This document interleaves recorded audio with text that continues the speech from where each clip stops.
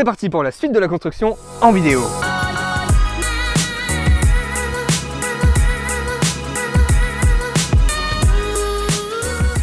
Donc depuis la dernière fois, on a retourné notre ossature. Donc là, on voit le dessus, le pare-pluie est en dessous, protégé par des tôles perforées en alu, fixé à l'ossature avec des clous en alu aussi.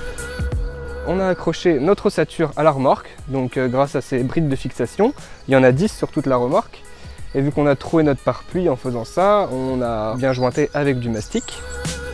Grâce aux entailles qu'on avait effectuées quand le plancher était retourné, on a pu faire passer des gaines pour l'électricité.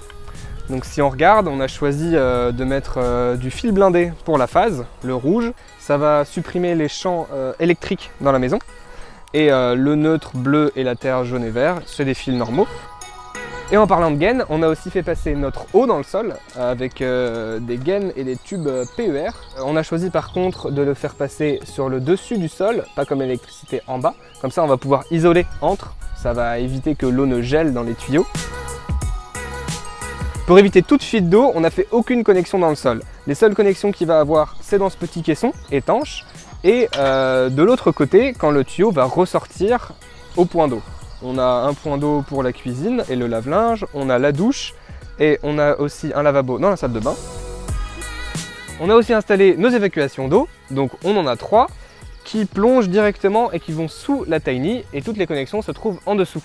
Et le meilleur moyen de savoir si ça fonctionne, c'est de tester.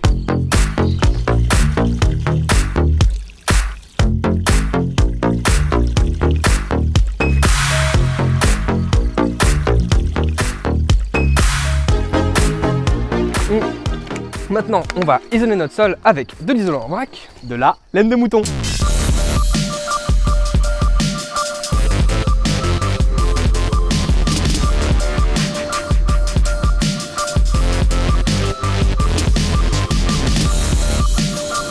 Maintenant que notre sol est bien isolé, on peut le refermer avec du contreplaqué 3 plis épicéa et le fixer.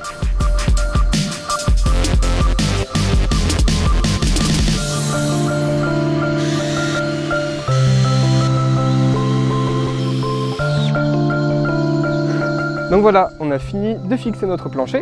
Donc ce qu'on voit, c'est le plancher définitif. Donc maintenant, il faut qu'on le protège pour la suite des travaux. Et moi, je vous laisse. Je vais prendre ma douche.